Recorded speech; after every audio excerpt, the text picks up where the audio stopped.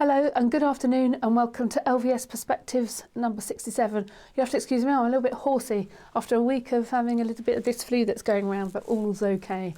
And today we've got Dr Hazel Harrison with us, and we're really so grateful that she's with us today. Hazel was with us on our inset days and starting to work with our staff, and Laura Collins as our head of wellbeing, on our strategy on wellbeing moving forward.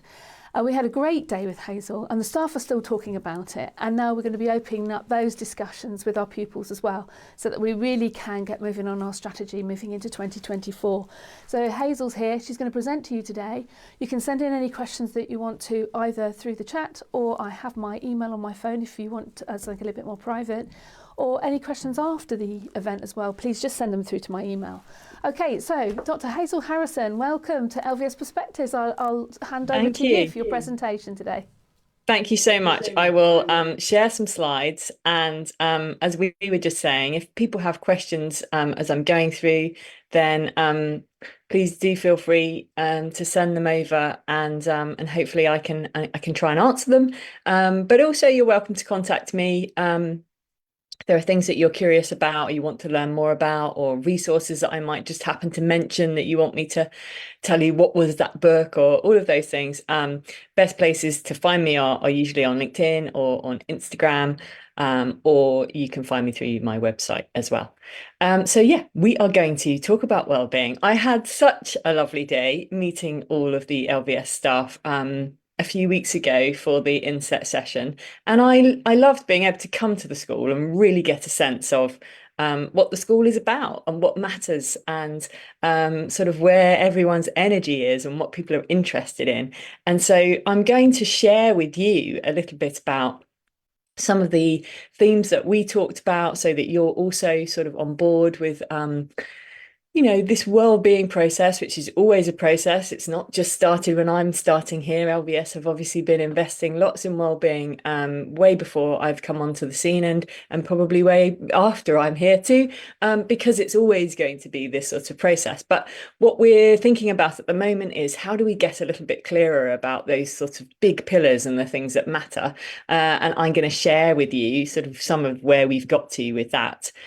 My big mission has really been about how we can improve access to evidence-based theories and ideas, so that actually you as individuals, as families, as communities, have the information that you need to enable you to sort of make sensible decisions about well-being, and what to invest in. And I know that family lives are busy, and some of the things I talk about today might really resonate with you, and you might think, oh, that sounds useful. Like maybe we want to do a bit more of that in our family. And some of the things I talk about, you might just think that doesn't really resonate with us at all, or that doesn't feel useful for where we are.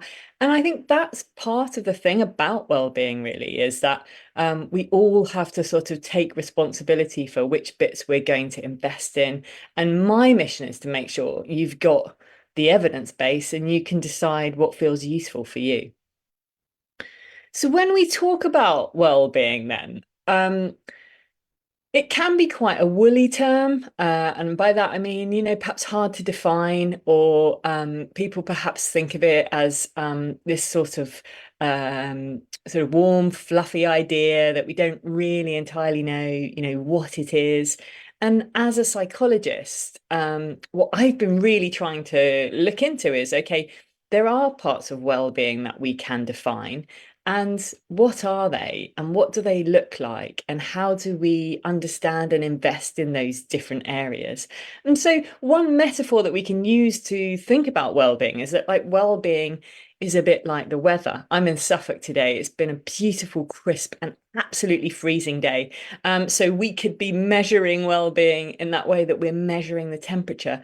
But of course, there are all sorts of other things that we could be measuring too, or looking at. And so we think of well-being as this kind of cluster of other aspects within it. And I'm going to talk about what some of those things are today. But it's useful to remember it's not really just one thing. It's a whole spectrum of things. And we can decide which of those we're going to focus on. And perhaps we're going to focus on a few for now and let a few go. Maybe we're going to try and just have one that we keep sort of front of mind for a while. So to think of it a bit more like the weather is a helpful way for us to understand that it's complicated and there are different levels of it and there are different elements that feed into it. So if we want to try and define it, if we want to try and get to this point where we're like, okay, so what really is well-being then? The simplest definition to think about is this aspect of these two elements. And one is about our ability to feel good. And we will talk about that today and what that means. And the other is about our ability to function effectively. And by that, we mean be able to do the tasks that our day requires, be able to engage in the world in a way that feels effective, that feels meaningful. Now, we can get much broader definitions of well-being than this. So this is our kind of base level. But I think sometimes that base level is really helpful when we're starting to unpick what do we mean by well-being. It's like, okay, let's just hold in mind then it's these two things. It's feeling good and it's functioning effectively. And when those things come together, we can describe that in some way as being about well-being. So what I've become quite interested in are the different models that help us to understand this thing called well-being. And there are many different models now that I think they're increasing each year. I spot another one and another one that's just come out with a slightly different slant. And when I came to LVS a couple of weeks ago, we decided to use Martin Seligman's model of well-being to explore what we mean by well-being at LVS. And the reason that we did that was because it had some of these big pillars that seemed to fit really, really well with what the school is about, the philosophy of the school. Now, there are other models too, and all of them have their own sorts of benefits and they all have their own drawbacks. So we're going to talk a bit about this one today, but it isn't in a way to say, right, and now everyone's got to use this model. It's more in a way to say, these are the pillars, these are the big bits that seem to make a difference to well-being and the things that we're going to be focusing on for a while. And we can cluster them together in this model developed by Martin Seligman and his colleagues. And when we looked at it, so we call this PERMA, and when we started to talk about it at LVS, we were talking about not just the basic model of PERMA with these elements that I'm going to talk about today, but also what we call PERMA Plus. So understanding that when Martin developed this model, it was probably, I think, about 2011. And since then, obviously, there's been a whole, another decade of research going into well-being and understanding that there may be some other key elements that might have been missing. And so it's sort of adapted now to be called PERMA Plus. And PERMA Plus includes nutrition and sleep and exercise and those kind of core foundations that we also recognize are massively important for our well-being.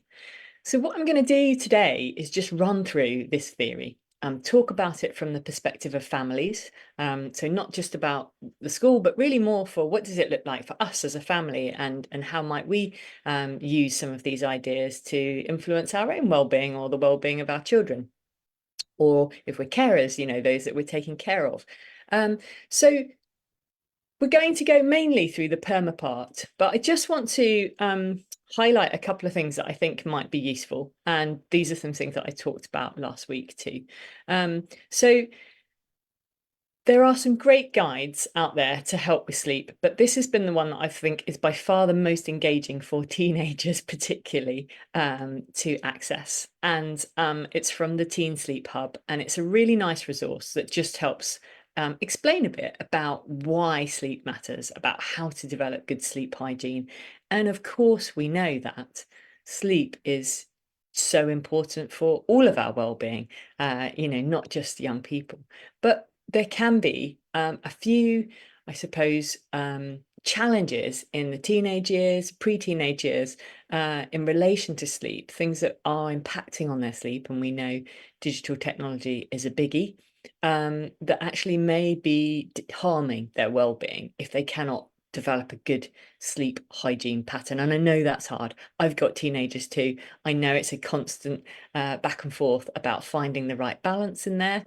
But I do think it's really useful to have some conversations with your young people about why sleep matters and give them the science and help them take some responsibility for that too. Okay, so I'm not going to talk about the other elements of nutrition and exercise because I think we probably are saturated a little bit with that. We're obviously still learning more about exercise and diet too, but I want to talk about some of the things that maybe are less explored or discussed that may be useful for us all. So we're going to work through Marty's model now, and we're going to talk about each element of these sort of pillars and how they may impact on our well-being. So the first big pillar is about emotion. So we have evolved to experience a whole great big messy array of emotions. Particularly in adolescence, they can feel quite strong at times, and it can be quite challenging. But what we know from the research is that actually emotions are really important. They really guide us. They really help us to navigate our day. And we need this kind of healthy balance of emotion in order for us to feel like we have some stability in relation to our well-being. But that isn't always very easy, right? Mark Brackett, he's over at the at Yale University. He's done an incredible amount of research into emotion, into how good we are at talking about our emotions, how good we are at labeling accurately what we're experiencing. And, he gives us this good summary here, which is that our emotions are helpful in sort of decision making. They help us with our relationships. They help us drive forward in a direction of travel in terms of what we want to do. And they do cultivate our well-being. And we can probably all, in some way or another, understand this from thinking about times when perhaps our emotions have felt more roller coastery, or we've been stuck in a place that we just don't really want to be, that actually it can really start to damage our relationships. It can start to damage our decision making, and it can really start to damage our well-being. So they are a really important factor. And it's not always very easy to talk about our emotions or even to know what it is that we're feeling. When I came to LVS, I showed this cartoon and I was just explaining that, we have this kind of head and heart battle often where, we sort of know that we're experiencing some kind of emotion, but sometimes our brain just can't really translate it into a sort of rational thought. It wants us to kind of break it down or it doesn't quite know. I know you're feeling something, but I don't quite know what it is. I think that's a very normal human process. We don't always really know what it is we're feeling. But actually, the better we can get at recognizing what we're feeling, the stronger I think we have our chances of kind of using our emotional experiences to help us cultivate well-being. And the research would support this. Those that have a strong vocabulary for describing their emotional experiences tend to be able to navigate those experiences and have a little bit more resilience than those who don't know how to put what they're experiencing into words. So what does this mean then for us as parents and families? Well, it probably means making a bit of space to be able to help young people to recognize what they're feeling. As parents, sometimes we can fall into that trap of telling our young people or our children how they feel. It's not that you feel like that, you're feeling like this, and we do it sometimes with the best intentions, but actually in a way that probably undermines the skill that we want them to develop of understanding for themselves what they're feeling as they're feeling it.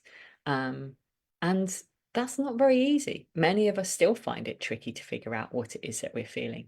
But things like this resource, and there are hundreds of them out there, that perhaps just start to give a bit more of a vocabulary for emotion, can be really beneficial in helping young people to notice, to recognize that there are differences in the types of emotion that we may go through, to find the right label that feels like, yes, that's what I'm experiencing. And of course, we have thousands of words to help us notice how we're feeling. So I mentioned at the start there that it can be tricky sometimes, particularly in the teenage years in relation to emotion. And we've learned a lot about what happens in the teenage years with the brain, changes in the brain, changes in information processing in relation to our emotional experiences. And that means that actually in the teenage years, things sometimes feel absolutely amazing. Like those highs that you experience as a teenager when things are going well, maybe, I don't know, you've achieved a goal or you've had an amazing time with some friends. It can feel like an absolute high, a real buzz. And that's exciting. That's really, that's something to be celebrated. But of course, what it also means is that things will also probably never feel as bad as they did when we were teenagers either, because we are so susceptible to the parts of the brain that are processing our emotional experiences, that actually we can get these real highs, but we can also get these real lows where things just feel overwhelming. I think that young people are faced with quite a lot of challenge in relation to emotion now too. And I think that their continual exposure to the sort of perfect life of Instagram, and Snapchat and whatever else they may be, following, presents this idea that in order to be living your best life, that we need to be experiencing a particular type of emotion. And if we're not experiencing it, then we are in some way getting life wrong. And this has been quite a big bugbear for me, because I think it's not healthy for young people to have this continual message that if they're not feeling elated or joyful or gratitude or whatever these emotions are that, are the hashtag good vibes only, then in some way their life is not how it should be.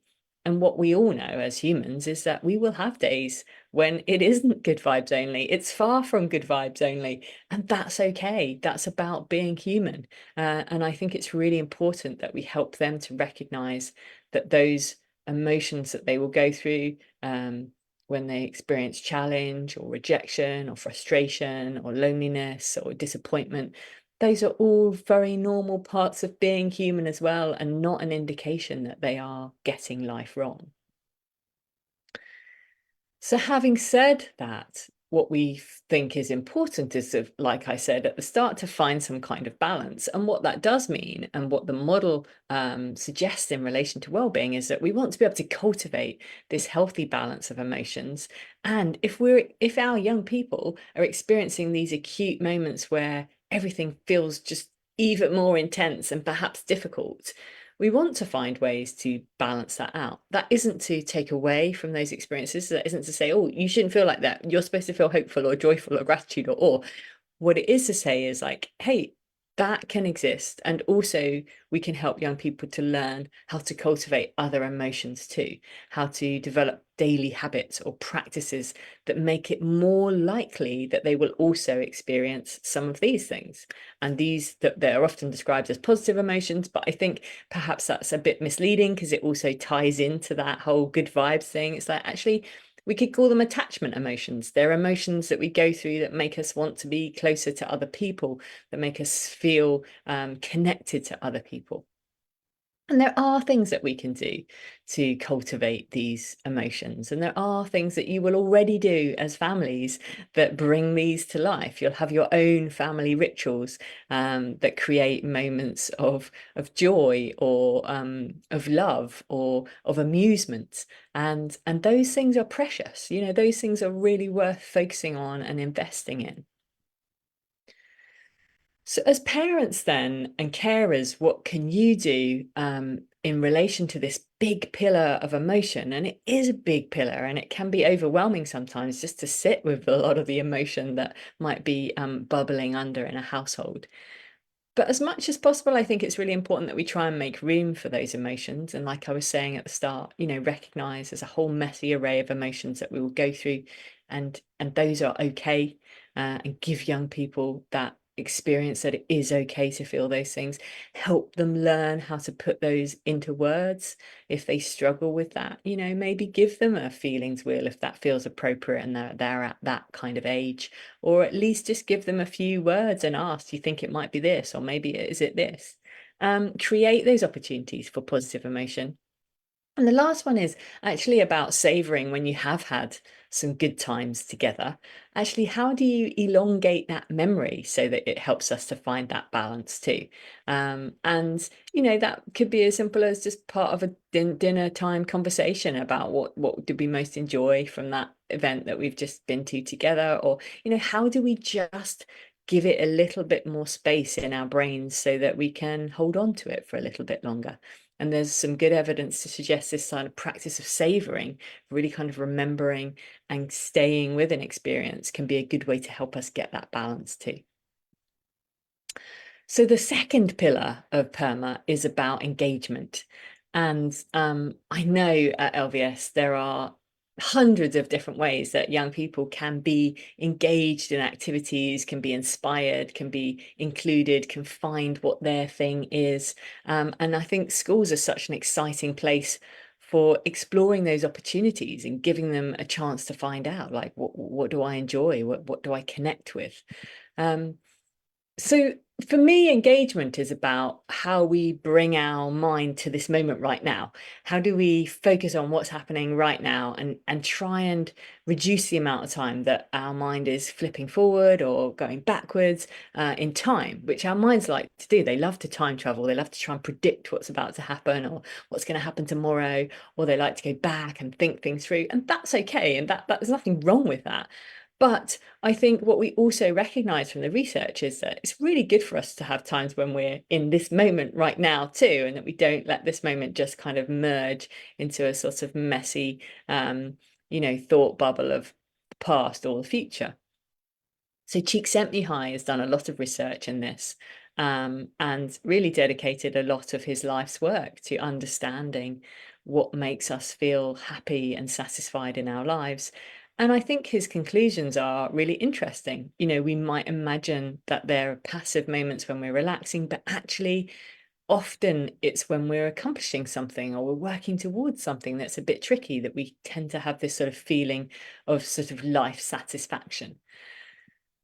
So we call this flow, and this is the terminology that has really made its way into sort of our everyday language now, which is great. Flow states and flow activities.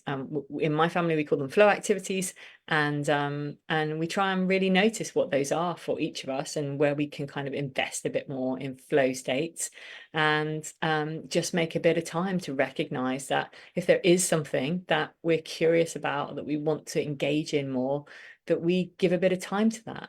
And often these flow states have this connection between what we're capable of and then the challenge.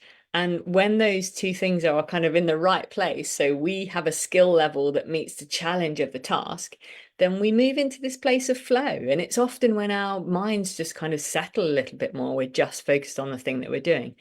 Some people find it through creativity, drawing and painting. Some people find it through gardening or learning new things, or through playing sports, team sports, individual sports. So it's available in all of these different guises. And it's really powerful to really start to notice what are those things. And they're often the things that we do where we lose track of time, where we're really just so engaged in that task that we can't believe that much time has gone past. And so it's good to notice that for yourself maybe, but also for your young people, actually, what are the things that they're doing when they lose track of time? Now, I know you're going to tell me the things they do when they lose track of time is when they're scrolling on their phones, or, when they're binge watching a series on Netflix. And of course, those things can be relaxing, they can be useful, but they are not flow states because they don't usually present a high level of challenge to go with that skill level. So it's more when they're needing to kind of dial up some of their skill in order to engage with it. But there may be technology things that they're doing that are flow states. And so sometimes gaming falls into a kind of flow state. If you're playing a game where you've got to keep improving your skill, your ability, or your understanding in order to perhaps get to the next level or to complete a task. So it's not just all technology is bad and it won't help with our flow. Sometimes it breaks our flow for sure, but also there can be some moments of sort of approaching tasks with tech, particularly gaming, that brings that challenge mindset that could actually be quite helpful. So in relation to engagement then, as parents and carers, what can we do?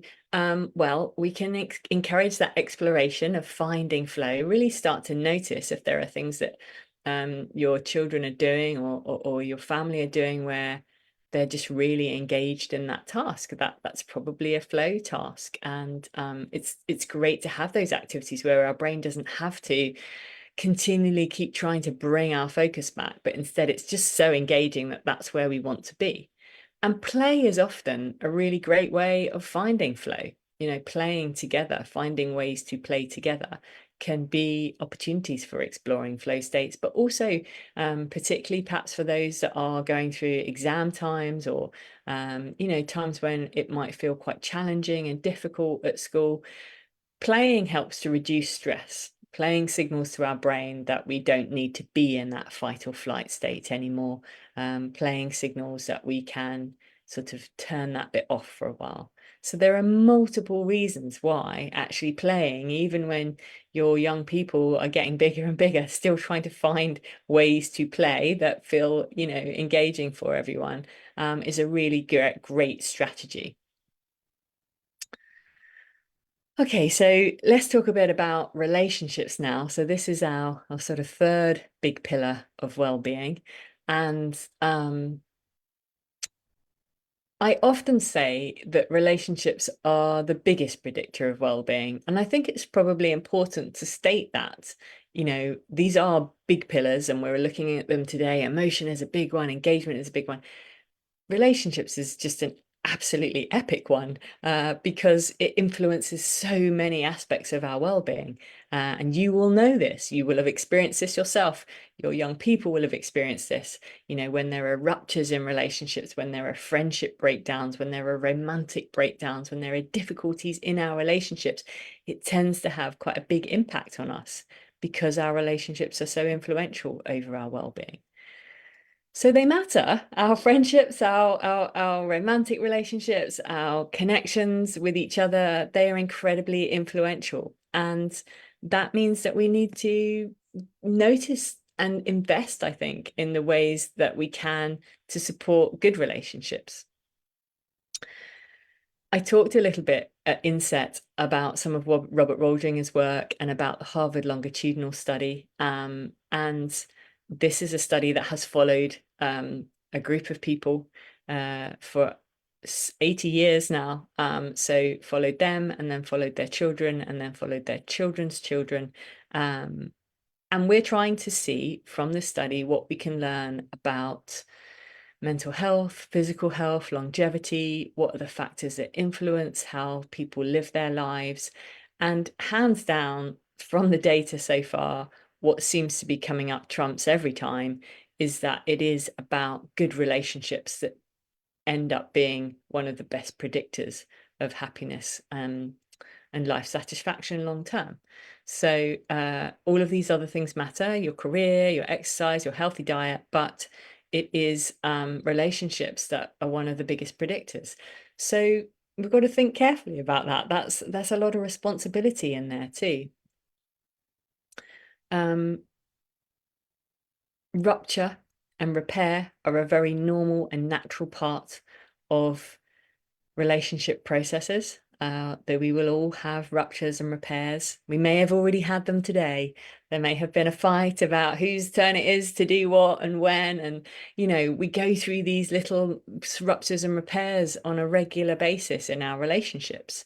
And that happens. And I think one of the things I notice in working with parents is that we can get quite hung up on the rupture, worry that we did the wrong thing, we said the wrong thing, that we caused this you know, disagreement or this fight between us and perhaps a child, or you know. And actually I think it's really important to remember that's just what happens as humans, but the bit that we really want to focus on is how we repair that afterwards.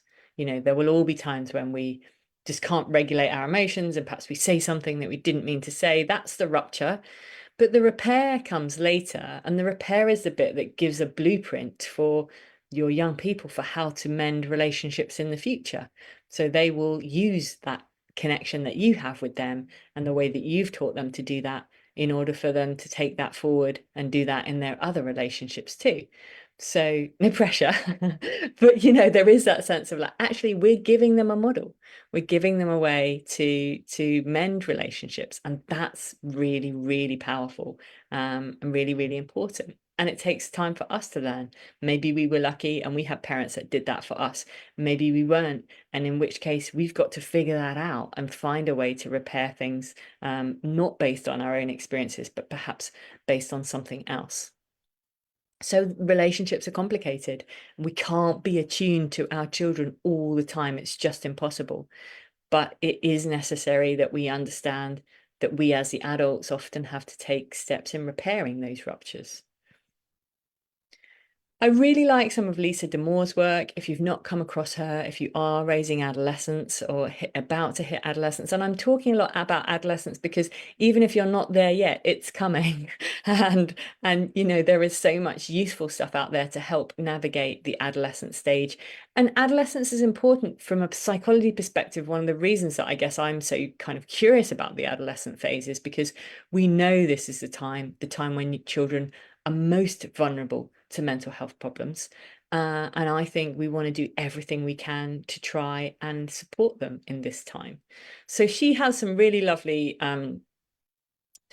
posts that she puts out on her Insta. She's also recently written a book. She's a clinical psychologist like myself. And, I think she just has these phrases that I just feel are really helpful as a parent to kind of go, oh, yes, that's what's needed from me. Be a steady presence, lead with some curiosity and empathy. That's what they need at that point in their life.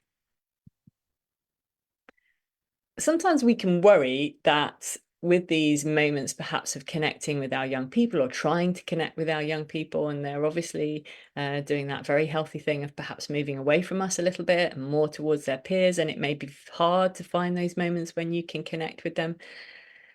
But if we go back to what we were talking about in relation to emotion and just trying to understand emotion, then, for them, sometimes it probably does just feel really sort of tricky and difficult to understand what's going on. And it can feel difficult for us to know what to say. But I really think sometimes that just tell me more about that sentence or phrase is a really great one to have up our sleeves. We don't have to know all the answers. I think parents put themselves under a tremendous amount of pressure to feel like they should know exactly the right thing to say. And often there isn't an exactly the right thing to say, particularly when things are difficult.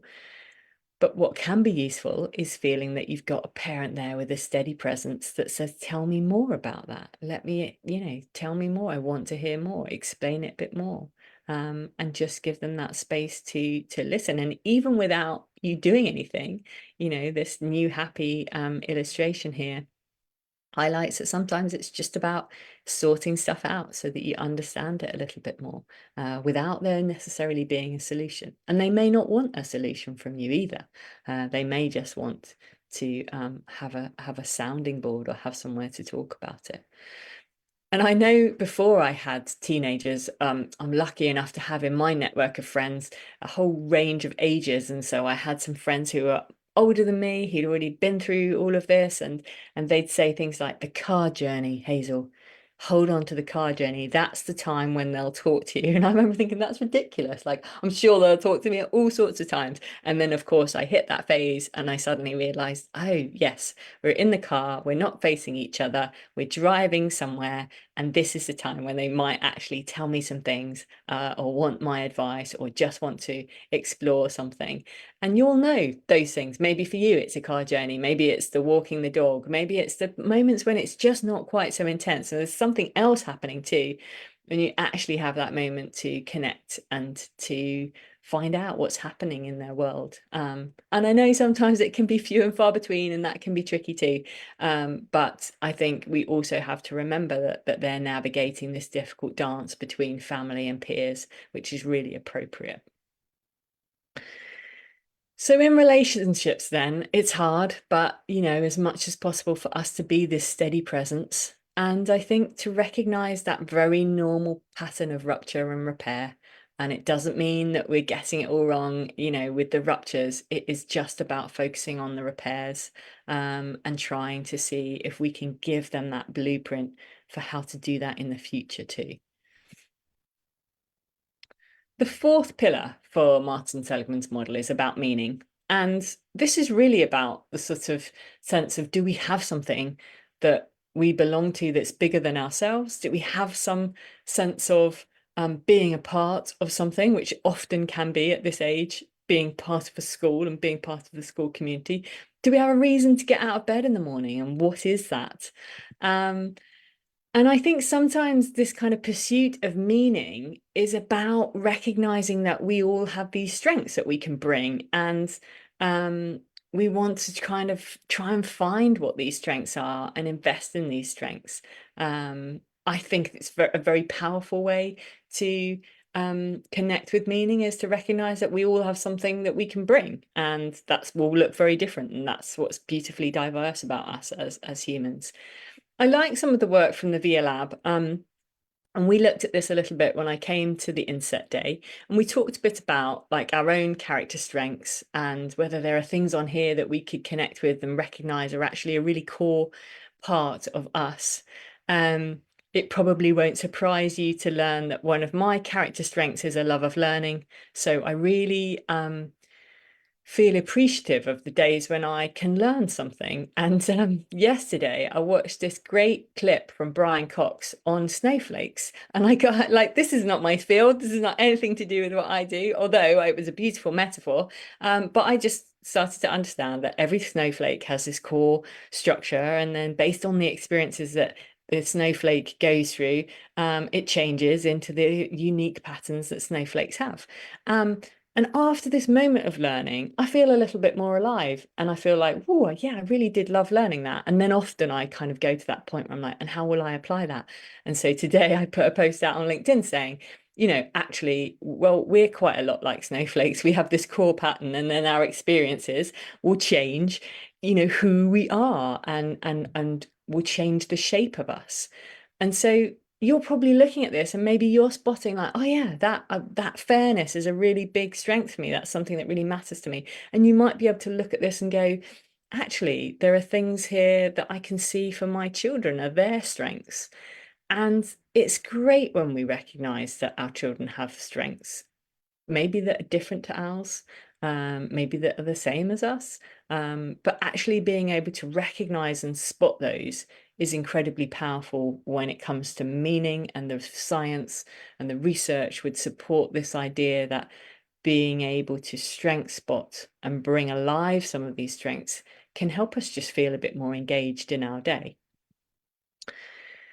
Leah Walters, who's a clinical psychologist in Australia, she talks about this metaphor of the messy window to remind us about how we look at our children, and how it can be tempting to just focus on the sort of messiness or the things that aren't perfect, or are, I suppose with the window metaphor, aren't clean, just a bit grubby. And I don't mean that in a physical way. I just mean in that we can focus on like, oh, they weren't very grateful then, or oh, they've done that, or they've done this. And of course we're going to do that at times, but I think her metaphor reminds us that beyond that grubby, dirty window is probably something really beautiful still. And we must remember that, particularly perhaps if they're having these moments of sort of low self-esteem, just not really connecting with their strengths.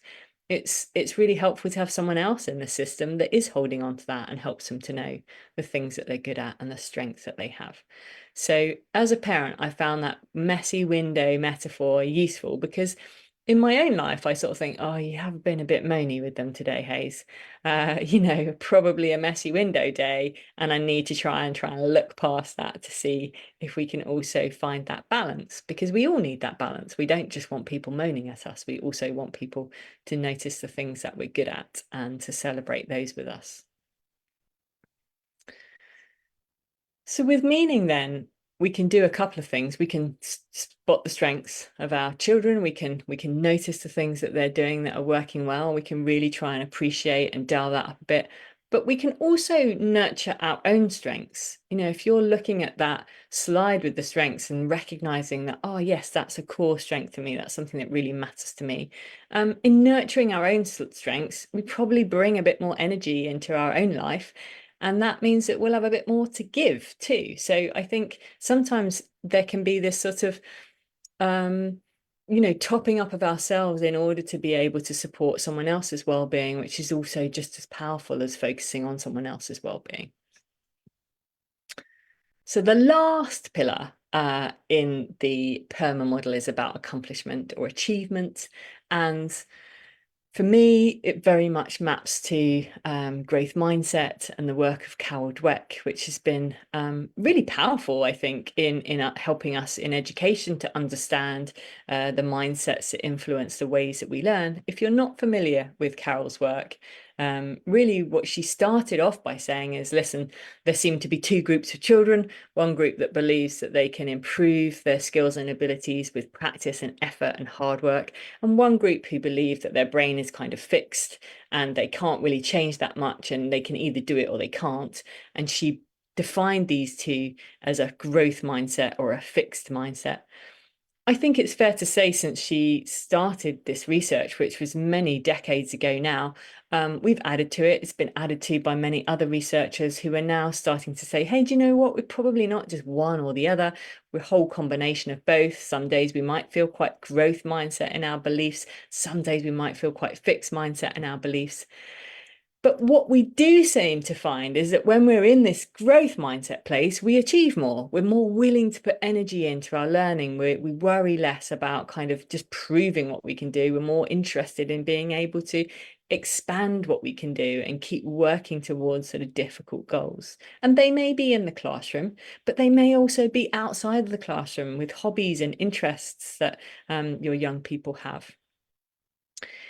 It does matter, the mindset in relation to failure. And I think this is important to say because it can have a knock-on effect in well-being. That when we're in this fixed mindset place and something goes wrong, we tend to believe that it's sort of solely to do with us. Like, I am the mistake. I can't really change who I am. So therefore, it just is about me and not being good enough. And that does tend to mean that we perhaps sometimes hide the failures, or we don't want other people to find out. We feel a bit of shame about them. And we don't really believe that we have much ownership or autonomy over trying to kind of change things.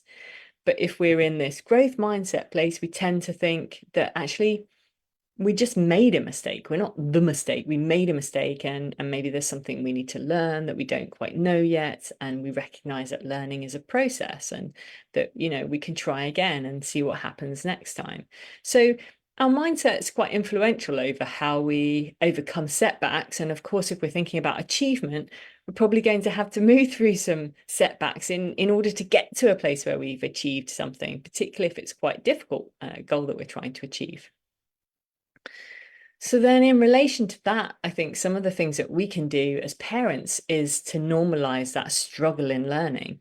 If you've got young people that are saying like, oh, it's just too hard and I'm never going to understand it, and all the things that you may, hear your children saying, actually to help them understand that learning is a bit of a struggle or a big struggle. And that doesn't mean that they're not smart enough. It just means their brain is trying to make these new connections and try and sort of grasp something that's difficult to understand. But as well, I think we can fall into the trap of just celebrating success. And by that I mean the outcomes of things, and the great grades that come home, or the outcome on a test, or a particular accomplishment. And of course, there's nothing wrong with celebrating those things, but we also probably want to try and find ways to celebrate when we see that they're working really hard, even if they're not getting the grade, when we see that they're putting in the effort, when they're putting in the time, when they're really grappling with something. I think we can help by celebrating that too, by recognizing that, and praising that, and praising those character strengths that come with the things that we need to be able to do to achieve difficult things, which are things like resilience and determination and grit, and noticing when those character strengths are at play. So that is PERMA. And that is one of the theories that we're exploring now at LVS, and we will probably be adding to it, and we might take some stuff away from it too. But we're starting with this as a place to start, just to be able to have something to pin the research on and start to dig into a bit more. I want to say one more thing before we finish off, and this is about, like, if you've listened to this and you've thought, oh, that feels useful, or oh yeah, maybe I'm going to try that, or actually for my own well-being, I think that would be good. That's great, and I feel really excited if there is anything I've shared that you're going to take away. For me, that feels like a massive win. But I do also just want to highlight that sometimes we can fall into the trap of thinking that in order to improve well-being, it's about adding more things in. It's like, oh yeah, we should do that, and we'll do that, and as a family, maybe we'll try and make time to do that. And that can be great, but I know how busy all of our lives are. And sometimes actually, in order to take care of our well-being, it's about taking things away too. So you may want to think about, what are the things that I'm going to not do in order to support my well-being, or to support the well-being of my family. And then we can start to create these own kind of community or family maps of the things that we're going to invest in, the things that feel important to us. And like I said at the start, not everything I say is going to resonate with you today. That's fine. I recognize that it can't. We're all very different. We've all had very different experiences, just like those snowflakes. And actually, it's about you now taking what you feel is useful, letting go of the stuff that isn't useful, and building your own sort of map of the way forward. So I'm going to stop sharing my slides now, and if there are any questions, then please do feel free to ask them, or send them to Christine in an email, or put them in the chat, or whatever you have access to, and I'd be very happy to answer them. And if you don't have any questions, then I'd just love to say thank you for your time today. Thanks for being a part of this, and I really appreciate you taking the time to think about this, because I think well-being works best when the whole community invests in it together. So thank you. Thank you, Hazel. And I think building on that, the reason why we are presenting to parents today is not only to tell them what we're doing, but we want them to be involved as well.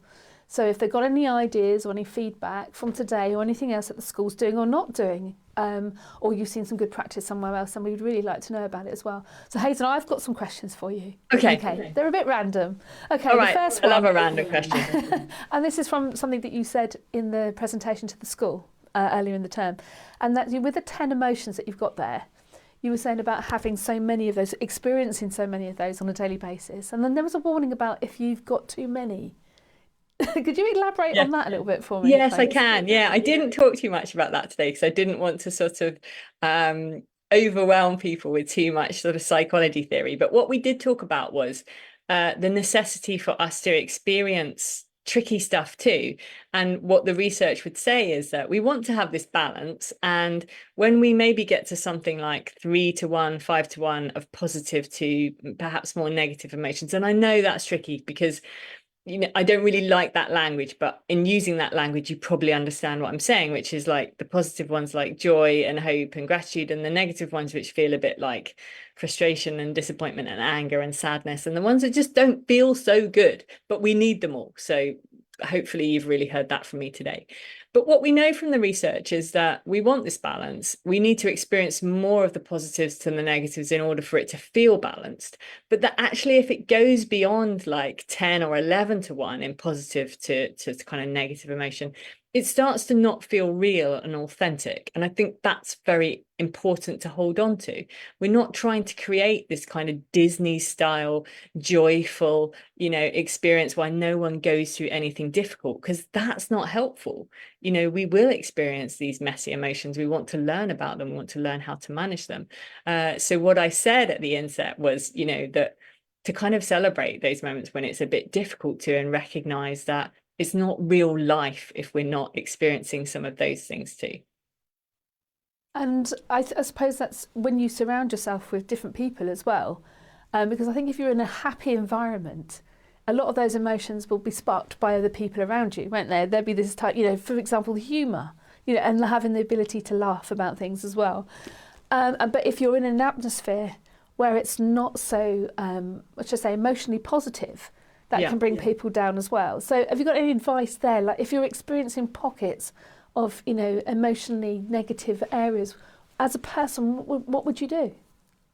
Well, I think, you know, if we think about that from a parenting family perspective, particularly maybe when young people are going through sort of stressful times or exams or everything just feels quite heavy and difficult in the family, you know, it's hard for parents to keep finding that balance and to keep that balance because emotion is so contagious. So we will pick up on the emotions of our young people, and they will pick up on ours, and we can sort of stay trapped in that loop for a while. So I would say, for parents, one of the things that's really helpful to do is have other avenues for finding those pockets if there are times when things are quite challenging at home, you know, to be able to get out and see some friends or go for a walk with a friend and their dog, or, you know, actually just nurture your own kind of well-being in a way of trying to find that balance sometimes outside of the home because you can't find it there. But then other times it's about, I suppose, having those conversations like, right, it feels like we need to do something a bit different here. Like, what are we going to do on Saturday night together that might just change it up a bit, because it feels like everyone's finding it quite tough at the moment. So sometimes that you know, that's a solution too. But I think it is really helpful to remember that we ripple emotion between us. It is so contagious, and it's designed to be contagious because that's sensible. It keeps us alive, but it is also quite challenging because it does mean sometimes we can just get in this vacuum of like passing stress between us all, you know, particularly if parents have got other areas of their life that are stressful, then we just kind of keep the stress going. So I think it sort of maps to what I was saying at the end, you know, knowing the things that work for you. For me, it's physical exercise is a great way of reducing that sort of overwhelmed feeling. Sometimes just making sure I try and get out and move my body, and people listening will know, oh, like, oh yeah, for me it's, or hopefully they'll know some of those strategies already that work for them that might just break some of that pattern of going around and around. Thank you. And another question for me.